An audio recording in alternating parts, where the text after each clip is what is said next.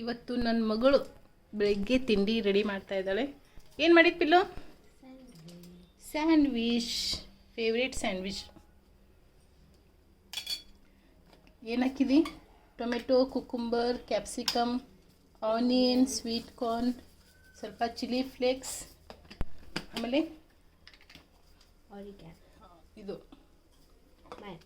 Mayonnaise, eggless mayonnaise, ಇದನ್ನೇ use ಮಾಡ್ತೀವಿ. ಚೆನ್ನಾಗಿದೆಲ್ಲ ಪಿಲ್ಲು? ಇಷ್ಟ ಆಯ್ತಲ್ಲ ಇದು?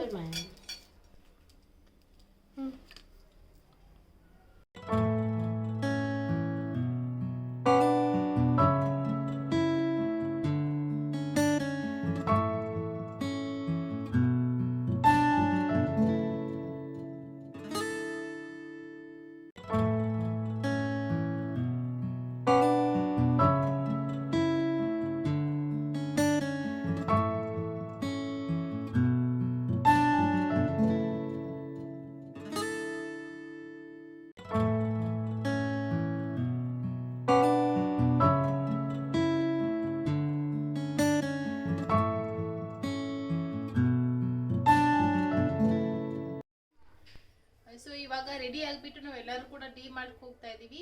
ಡಿ ಮಾರ್ಟ್ಗೆ ಹೋಗಿ ಆಲ್ಮೋಸ್ಟ್ 1.5 ತಿಂಗಳ ಮೇಲೆ ಆಯಿತು. ಯಾಕಂದರೆ ಲಾಸ್ಟ್ ಮಂತಲ್ಲಿ ನಾವು ಊರಿಗೆ ಹೋಗಿದ್ವಿ. ಆಮೇಲೆ ಬಂದ ಮೇಲೆ ಹೋಗೋಣ ಅಂತ ಅಂದ್ಕೊಂಡ್ವಿ. ಆದರೆ ಮತ್ತೆ ದಸರಾದೆಲ್ಲ ಕ್ಲೀನಿಂಗ್ ಅದು ಇದು ಸ್ಟಾರ್ಟ್ ಮಾಡಿದೆ. ಹಾಗಾಗಿ ಬೇಡ, ಒಟ್ಟಿಗೆಲ್ಲ ಕ್ಲೀನ್ ಮಾಡಿದ್ಮೇಲೆ ತೊಗೊಂಬರೋಣ ಅಂತ ಅಂದ್ಕೊಂಡು ಬಿಟ್ಟಿದ್ದೀವಿ. ಆದರೆ ಇವತ್ತು ಹೋಗ್ತಾ ಇದ್ದೀವಿ. ಸೊ ನೋಡೋಣ ಏನೇನಿದೆ ಏನೇನಿಲ್ಲ ಎಲ್ಲ ತೊಗೊಂಡು ಬಂದಮೇಲೆ ತೋರಿಸ್ತೀನಿ ನಾನು ನಿಮಗೆ. ನಮ್ಮ ಮನೆಯವರು ಇವತ್ತು ಸ್ವಲ್ಪ ಆಫೀಸ್ಗೆ ಹೋಗಿದ್ದಾರೆ. ಏನೋ ಸ್ವಲ್ಪ ಅರ್ಜೆಂಟ್ ಕೆಲಸ ಇದೆ ಅಂತಂದರು. ಇನ್ನೇನು ಒಂದು 5 ನಿಮಿಷದಲ್ಲಿ ಅವ್ರು ಬರ್ತಾರೆ. ಸೊ ಅವ್ರು ಬಂದ ಮೇಲೆ ಹೊರಡೋದು ಅಷ್ಟೇ. ನಾವೆಲ್ಲರೂ ಕೂಡ ರೆಡಿ ಆಗಿದ್ವಿ. ಆಲ್ರೆಡಿ ತಿಂಡಿ ಕೂಡ ತಿಂದಿದ್ದೀವಿ. ಇನ್ನು ಮಧ್ಯಾಹ್ನಕ್ಕೆ ಅಡುಗೆ ಮಾಡಿಲ್ಲ. ಸೊ ಬಂದ ಮೇಲೆ ಏನಾದರೂ ಮಾಡೋಣ ಅಂತ ಅಂದ್ಬಿಟ್ಟು ಬಿಟ್ಟಿದ್ದೀನಿ. ನೋಡೋಣ, ನಮ್ಮ ಮನೆಯವ್ರು ಇನ್ನೊಂದು ಸ್ವಲ್ಪ ಲೇಟಾಗಿ ಬರ್ತೀರಂದರೆ ನಾನು ಇವಾಗ ಸ್ವಲ್ಪ ಏನಾದರೂ ಸಾಂಬಾರು ಅದು ಇದು ಮಾಡಿಡ್ತೀನಿ. ಇಲ್ಲಾಂದರೆ ಬಂದ ಮೇಲೇ ಮಾಡ್ತೀನಿ. ಯಾಕಂದರೆ ಮತ್ತೆ ಲೇಟಾಗಿ ಹೋದರೆ ಡಿ ಮಾರ್ಟ್ ತುಂಬಾ ರಶ್ ಆಗಿಬಿಡುತ್ತೆ. ಇವತ್ತು ಮಕ್ಕಳನ್ನು ಕೂಡ ಕರ್ಕೊಂಡು ಹೋಗ್ತಾ ಇದ್ದೀನಲ್ಲ. ಸೊ ಹಾಗಾಗಿ ಬೇಗ ಹೋಗಿ ಬೇಗ ಬರೋಣ ಅಂತ ಅಂದ್ಕೊಂಡಿದ್ದೀನಿ. ಹಾಗೆ ಇವತ್ತು ಹಂಗೂ ಸ್ಕೂಲ್ ಇಲ್ಲಲ್ಲ ಇವಾಗ, ಅದಕ್ಕೆ ಕರ್ಕೊಂಡು ಹೋಗೋಣ ಅಂತ ಅಂದ್ಬಿಟ್ಟು ರೆಡಿ ಆಗಿದ್ದೀವಿ ಎಲ್ಲರೂ ಕೂಡ. ಅಮ್ಮ ಊಟಕ್ಕೇನು?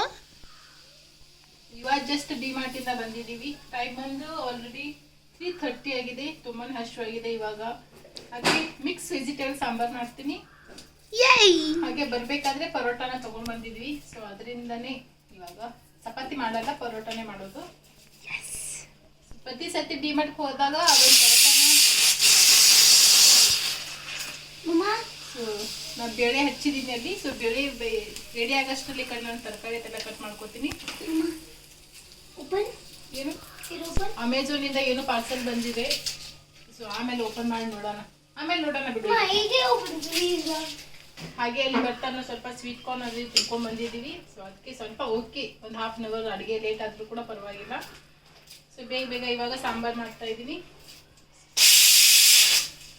ಸೊ ಆಲ್ರೆಡಿ ಬೇಳೆ ಐತಿ. ಇವಾಗ 7 ವಿಸಿಲ್ ತೆಗೆದು ಡಿ ಮಾರ್ಟಿಂದ ಬಂದಮೇಲೆ ಫಸ್ಟ್ ಅಡುಗೆ ಮಾಡಿ ಊಟ ಆಯ್ತಲ್ಲ ಆದಮೇಲೆ ಇವಾಗ ನಾನು ಕಿಚನ್ ಎಲ್ಲ ಕ್ಲೀನ್ ಮಾಡ್ಕೊಳ್ತೀನಿ. ಬೆಳಗ್ಗೆಯಿಂದ ತುಂಬಾ ಪಾತ್ರೆ ಬಿದ್ದಿದ್ದು, ತೊಳೆದೇ ಇರಲಿಲ್ಲ. ಸೊ ತಿಂಡಿ ತಿಂದಮೇಲೆ ಹಾಗೆ ಡಿ ಮಾರ್ಟ್ಗೆ ಹೋದ್ವಿ. ಆಮೇಲೆ ಬಂದಮೇಲೆ ಮತ್ತೆ ಅಡುಗೆ ತಿಂಡಿ ಎಲ್ಲ ಆದಮೇಲೆ ಇನ್ನೂ ಪಾತ್ರೆಗಳು ಜಾಸ್ತಿ ಆಗಿಬಿಟ್ಟು ಕಿಚನ್ ಎಲ್ಲ ನೋಡೋಂಗೆ ಇರಲಿಲ್ಲ. ಸೊ ಹಾಗಾಗಿ ಫಸ್ಟ್ ಕಿಚನ್ ಕ್ಲೀನ್ ಮಾಡಿಬಿಡೋಣ, ಆಮೇಲೆ ಡಿ ಮಾರ್ಟಿಂದ ತೊಗೊಂಬಂದಿರೋಂಥ ರೇಷನ್ ತೆಗೋಣ ಅಂತ ಅಂದ್ಬಿಟ್ಟು ಇವಾಗ ಫಸ್ಟ್ ಕಿಚನ್ ಕ್ಲೀನ್ ಮಾಡಿದೆ. ಈ ಥರ ಕ್ಲೀನಾಗಿದ್ರೇ ನಮ್ಮ ಕಿಚನ್ ಚೆನ್ನಾಗಿ ಅನಿಸುತ್ತೆ ನೋಡೋದಕ್ಕೆ. ನಾನು ಜಾಸ್ತಿ ಡಿ ಮಾರ್ಟಿಂದ ಮಕ್ಕಳಿಗೆ ಸ್ನ್ಯಾಕ್ಸ್ ತೊಗೊಂಬಂದಿದ್ದೀನಿ. ಅದು ಬಿಟ್ಟು ಬೇರೆ ಏನು ತೊಗೊಂಬಂದಿಲ್ಲ. ಜಾಸ್ತಿ ಅದೇ ಆಗಿದೆ ಈ ಸತಿ. ನಾರ್ಮಲ್ ವಾಷಿಂಗ್ ಮಷಿನ್ ಹಾಕುವಂಥದ್ದು ಕಂಫರ್ಟ್ ಮತ್ತು ಏರಿಯಲ್, ಹಾಗೆ ಅಕ್ಕಿ ಮತ್ತು ಎಣ್ಣೆ ಪ್ಯಾಕೆಟ್ಗಳು. ಸೊ ಇದು ಲೋಟಪಾಯ್, ಇದು ನನ್ನ ಮಗಳಿಗೆ ತುಂಬಾ ಇಷ್ಟ ಆಗುತ್ತೆ, ಅದನ್ನು ತೊಗೊಂಡಿದ್ದಾಳೆ. ಹಾಗೆ ಬಿಸ್ಕಿಟ್ಗಳು, ಇವು ಚಿಪ್ಸ್ ತೊಗೊಂಡಿದ್ದೀವಿ. ಆಮೇಲೆ ನಾರ್ಮಲ್ ಪಾಸ್ತಾ ಪ್ಯಾಕೆಟು, ಇದೊಂದು ಕಸೂರಿ ಮೆಥಿ, ಹಾಗೆ ಕೋಕೋ ಪೌಡರ್ ತೊಗೊಂಡಿದ್ದೀನಿ. ಕೇಕ್ ಎಲ್ಲ ಮಾಡೋದಕ್ಕೆ ಅಂತ ಬೇಕಂತ ಹೇಳಿಬಿಟ್ಟು. ಸೊ ನೋಡೋಣ, ಒಂದ್ಸತಿ ಯಾವಾಗಾದರೂ ಕೇಕ್ ಮಾಡೋಣ. ಕೋಕೋ ಪೌಡರ್ ತೊಗೊಂಡಿದ್ದೀನಿ. ಹರ್ಷೀಸ್ ಅವ್ರದ್ದಿದೆ, ಚೆನ್ನಾಗಿದೆ ಅನಿಸುತ್ತೆ. ನೋಡೋಣ, ಟ್ರೈ ಮಾಡೋಣ ಹೇಗಿದೆ ಅಂತ. ಅದಾದ ನಂತರ ನಾರ್ಮಲ್ ಶೇಂಗಾ, ಬೇಳೆ, ಪುಟಾಣಿ ಅದು ಇದೆಲ್ಲ.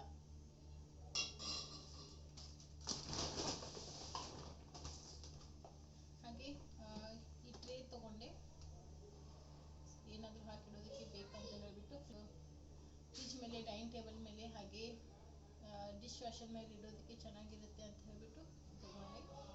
ಇದೊಂದು ಟ್ರೇ, ಹಾಗೆ ಈ ಥರದ ಬಾಕ್ಸ್ಗಳು ತೊಗೊಂಡಿದ್ದೀನಿ ಅಷ್ಟೇ. ಹಾಗೆ ವಿಶುಗೆ ಟೀ ಶರ್ಟ್ಗಳು ತೊಗೊಂಡೆ, ಡೈಲಿ ವೇರ್ಗೆ ಟೀ ಶರ್ಟ್ ಚೆನ್ನಾಗಿರುತ್ತೆ ಅಂತ ಹೇಳ್ಬಿಟ್ಟು. ಆಮೇಲೆ ಇದು ಪ್ಯಾಂಟ್.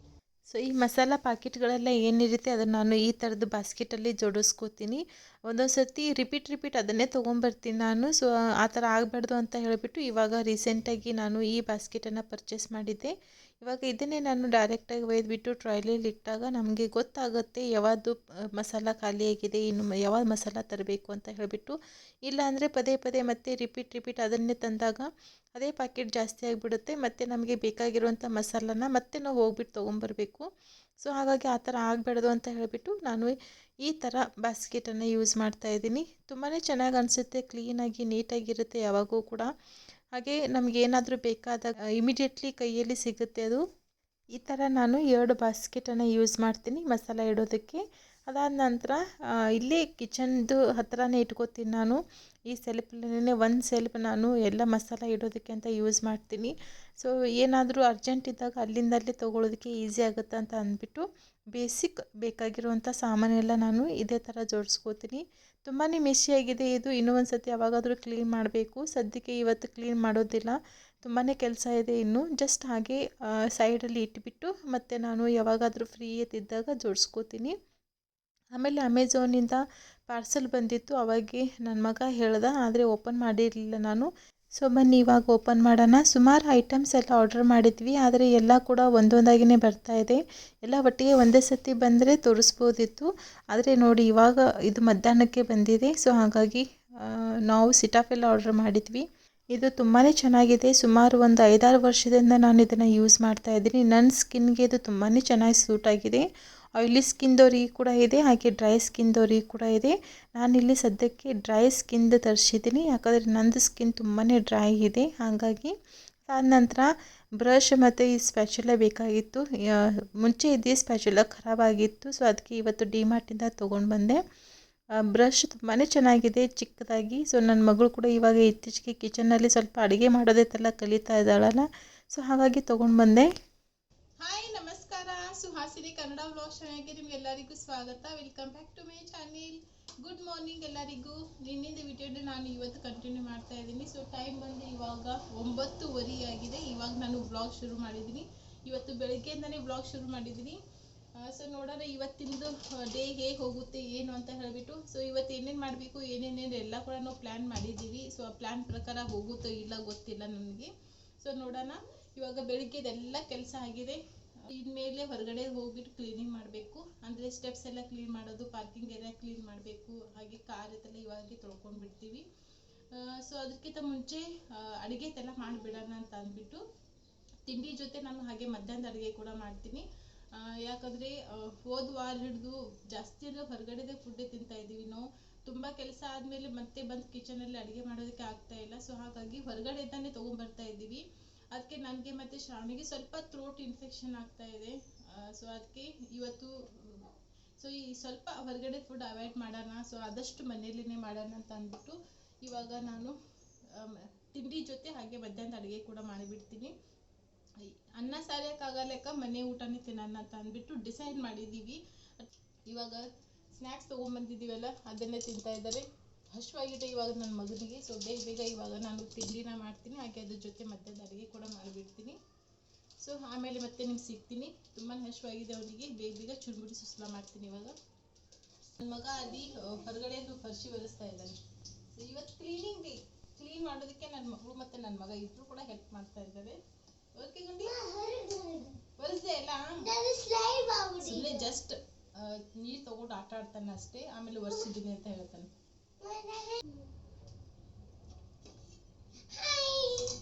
ಸೊ ಬನ್ನಿ ಇವಾಗ ಫಸ್ಟ್ ನಾನು ಟೀ ಮಾಡ್ಕೊಂಡು ಕುಡಿತೀನಿ. ಸೊ ಇದು ಒಗ್ಗರಣೆ ಹಾಕಿದ್ಮೇಲೆ ನೋಡಿ ಈ ಥರ ಎಲ್ಲ ಫೇಸ್ ಥರ ಬಂದಿದೆ, ಗೊತ್ತಿಲ್ಲ ಯಾಕಂತ. ಯಾವತ್ತೂ ಆಗಿಲ್ಲ ಈ ಥರ, ಗೊತ್ತಿಲ್ಲ ಯಾಕಂತ. ಎಣ್ಣೆ ಪ್ರಾಬ್ಲಮ್ ಇದೇನೋ ಏನಂತ ಗೊತ್ತಾಗ್ತಾ ಇಲ್ಲ. ನೋಡಿ ಎಷ್ಟು ಇದಾಗಿದೆ ಎಲ್ಲ. ಬಬಲ್ಸ್ ಥರ ಬರ್ತಾ ಇದೆ ಅಲ್ಲ.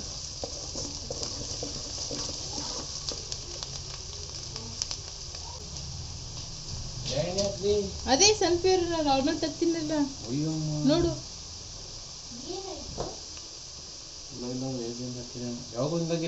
ನಿನ್ನೆ ಪಾಕಿಟ್ ಹೊಡೆದ, ನಿನ್ನೆ ತಂದ ಡಿಮಾರ್ಟಿಂದ ಅದು.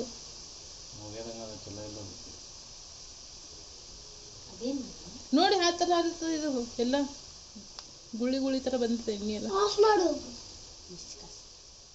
ಈ ಥರ ಬರಬಾರ್ದಲ್ಲ, ಯಾವಾಗಲೂ ಬಂದಿಲ್ಲ, ಇದೇ ಫಸ್ಟ್ ಟೈಮ್ ಬಂದಿರೋದು. ಎಲ್ಲ ಸನ್ಪ್ಯೂರೇ ತಂದಿದ್ದಿ. ನಾ ಹೇಳಿದ್ದು ಫಾರ್ಚೂನ್ ತಗೋ. ಯಾವಾಗ ಅತಿ ತರ್ತಾನ ನೋಡಿ, ಎಣ್ಣೆನೇ ಕಾಣಿಸ್ತಾ ಇಲ್ಲ. ಆಫ್ ಮಾಡು.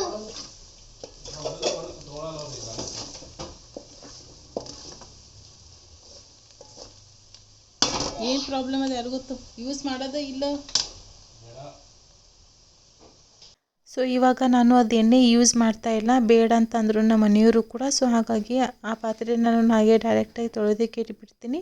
ಮತ್ತು ಬೇರೆ ಪಾತ್ರೆನ ಇಟ್ಬಿಟ್ಟು ಒಗ್ಗರಣೆನ ಹಾಕ್ತೀನಿ. ಇದೇ ಫಸ್ಟ್ ಟೈಮ್ ನನಗೆ ಈ ಥರ ಆಗಿರೋದು, ತುಂಬಾ ಬೇಜಾರಾಗ್ತಾ ಇದೆ. ಸೊ ಮತ್ತು ಮಕ್ಕಳಿಗೆ ಏನಾದರೂ ಆದರೆ ಕಷ್ಟ ಅಂತ ಅಂದ್ಬಿಟ್ಟು ನಾನು ಅದನ್ನು ತೆಗೆದಿಡ್ತಾ ಇದ್ದೀನಿ. ಸೊ ಬನ್ನಿ ಇವಾಗ ಮತ್ತೆ ಮೊದಲಿಂದ ಎಲ್ಲ ಈರುಳ್ಳಿದೆಲ್ಲ ಕಟ್ ಮಾಡ್ಕೊಂಡು ಮತ್ತೆ ತಿರ್ಗಾ ಒಗ್ಗರಣೆ ಹಾಕ್ಕೋಬೇಕು.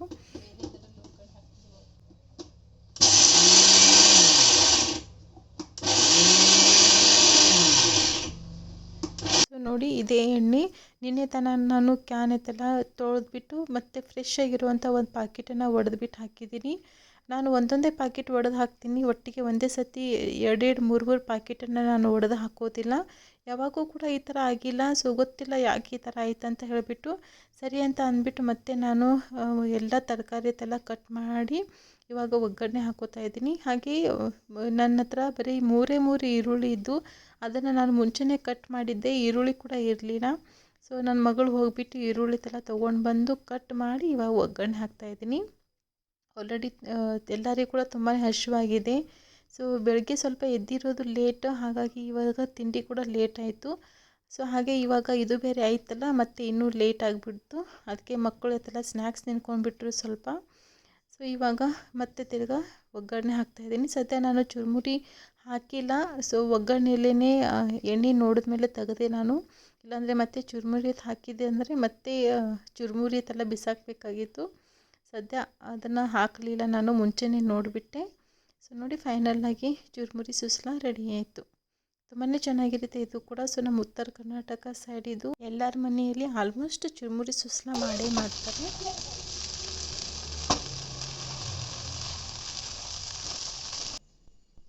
ಹಾಗೆ ನಮ್ಮ ಮನೆಯವರು ಮಾರ್ಕೆಟ್ ಹೋಗ್ಬಿಟ್ಟು ತರಕಾರಿ ಎಲ್ಲ ತೊಗೊಂಡ್ಬಂದ್ರು. ಇವಾಗ ಇದೆಲ್ಲ ತೆಗೆದಿಡೋಣ.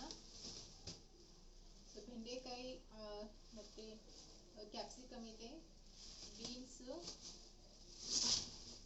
ಕ್ಯಾರೆಟ್, ಸೌತೆಕಾಯಿ ಮತ್ತು ಬದನೆಕಾಯಿ ಮತ್ತು ಶುಂಠಿ ತೊಗೊಂಡ್ಬಂದಿದ್ದಾರೆ. ಮತ್ತು ನುಗ್ಗೆಕಾಯಿ, ಮೊನ್ನೆ ತೊಗೊಂಡಿರುವಂಥ ನುಗ್ಗೆಕಾಯಿ, ಅದು ನಿನ್ನೆ ಸಾರು ಮಾಡಿದ್ದೆ, ಇವಾಗ ಮತ್ತೆ ತೊಗೊಂಡ್ಬಂದಿದ್ದಾರೆ. ಸೊ ಇದನ್ನು ಕಟ್ ಮಾಡಿಬಿಟ್ಟು ನಾನು ಬಾಕ್ಸಲ್ಲಿ ಹಾಕಿಬಿಟ್ಟು ಫ್ರೀಝರಲ್ಲಿ ಇಡ್ತೀನಿ. ಫ್ರೀಝರಲ್ಲಿ ಅಂದರೆ ಐಸ್ ಆಗಲ್ಲಿ ಇಡಬೇಕು. ಆವಾಗ ನುಗ್ಗೆಕಾಯಿ ಒಂದು 15-20 ದಿವಸದ ತನಕ ಚೆನ್ನಾಗಿರುತ್ತೆ. ನಾರ್ಮಲ್ ಕೆಳಗಡೆ ಫ್ರೀಜಲ್ಲಿ ಇಟ್ಟರೆ ಅಷ್ಟು ಚೆನ್ನಾಗಿರೋದಿಲ್ಲ. ಸೊ ಕಟ್ ಮಾಡಿಬಿಟ್ಟು ಬಾಕ್ಸಲ್ಲಿ ಹಾಕಿ ಫ್ರೀಝರಲ್ಲಿ ಇಟ್ಕೊಳ್ಳಿ, ಸೊ ಚೆನ್ನಾಗಿರುತ್ತೆ. ನಾನು ಅದೇ ಥರ ಮಾಡ್ತೀನಿ. ಸೊ ಇವಾಗ ಇದನ್ನು ಕೂಡ ನಾನು ಕಟ್ ಮಾಡಿ ಬಾಕ್ಸಲ್ಲಿ ಹಾಕಿಬಿಟ್ಟು ಇಡ್ತೀನಿ. ಸೊ 15-20 ದಿವಸದ ತನಕ ನುಗ್ಗೆಕಾಯಿ ಹಾಗೆ ಇರುತ್ತೆ. ಹಾಗೆ ಈರುಳ್ಳಿ ತೊಗೊಂಡ್ಬಂದಿದ್ದಾರೆ. ಸೊ ಇವಾಗ ಬೇಗ ಅಡುಗೆ ಮಾಡ್ತೀನಿ. ಬೆಂಡೆಕಾಯಿ ತೊಗೊಂಡ್ಬಂದಿದ್ದಾರೆ. ಸೊ ಅದಕ್ಕೆ ಇವಾಗ ಬೆಂಡೆಕಾಯಿ ಪಲ್ಯ, ಸಿಂಪಲ್ಲಾಗಿ ಸಾರು, ಚಪಾತಿ, ಅನ್ನ ಮಾಡೋಣ.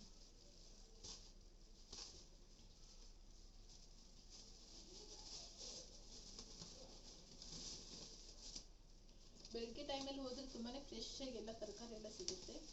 ಸ್ವಲ್ಪ ಕಾಸ್ಟ್ಲಿ ಇರುತ್ತೆ, ಆದರೆ ಫ್ರೆಶ್ ಆಗಿ ಸಿಗುತ್ತೆ ತರಕಾರಿ ಎಲ್ಲ.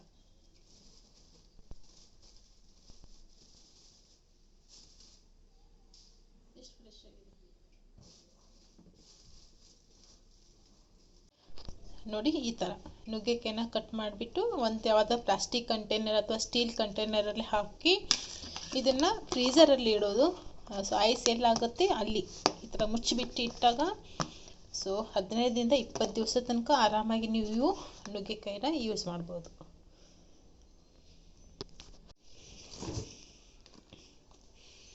ಸೊ ಇಲ್ಲಿ ಇಡ್ತಾ ಇದ್ದೀನಿ. ಚೀಸ್ ಬಟರ್ ಎಲ್ಲ ಕೂಡ ನಾನು ಇಲ್ಲೇ ಇಡ್ತೀನಿ.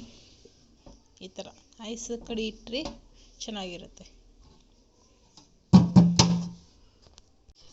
ಚಪಾತಿ ಮಾಡಿದೆ, ಹಾಗೆ ಇಲ್ಲಿ ಬೆಂಡೆಕಾಯಿ ಪಲ್ಯ ಕೂಡ ಮಾಡಿದ್ದೀನಿ, ಮತ್ತು ಸಾಂಬಾರು ಕೂಡ ಆಗಿದೆ. ಸೊ ಇವಾಗ ಮಧ್ಯಾಹ್ನದ ಅಡುಗೆ ಎಲ್ಲ ಆಯಿತು. ಆಲ್ಮೋಸ್ಟ್ ಟೈಮ್ ಬಂತು, ಇವಾಗ 1 ಗಂಟೆ ಆಗಿದೆ. ಸೊ ಬೇಗ ನಾನು ಎಲ್ಲ ಅಡುಗೆದೆಲ್ಲ ಮುಗಿಸ್ಬಿಟ್ಟೆ. ಹೋಗ್ಬಿಟ್ಟು ಇವಾಗ ಕ್ಲೀನಿಂಗ್ ಕೆಲಸನ ಮಾಡಬೇಕು ಕೆಳಗಡೆ. ಸೊ ಹಾಗೆ ಇವತ್ತಿನ ವಿಡಿಯೋನ ನಾನು ಇಲ್ಲಿ ಏನು ಮಾಡ್ತೀನಿ, ಮತ್ತೆ ನೆಕ್ಸ್ಟ್ ವಿಡಿಯೋಲಿ ಸಿಗ್ತೀನಿ. ಇವತ್ತಿನ ವಿಡಿಯೋ ಇಷ್ಟ ಆಗಿದರೆ ಲೈಕ್ ಮಾಡಿ, ಮತ್ತು ಚಾನಲ್ಗೆ ಸಬ್ಸ್ಕ್ರೈಬ್ ಮಾಡ್ಕೊಂಡಿಲ್ಲ ಅಂದರೆ ಪ್ಲೀಸ್ ಇವಾಗೆ ಚಾನಲ್ಗೆ ಸಬ್ಸ್ಕ್ರೈಬ್ ಮಾಡ್ಕೊಳ್ಳಿ. Thank you so much for watching this video. ಮತ್ತೆ ನೆಕ್ಸ್ಟ್ ವಿಡಿಯೋಲಿ ಸಿಗ್ತೀನಿ. ಬಾಯ್.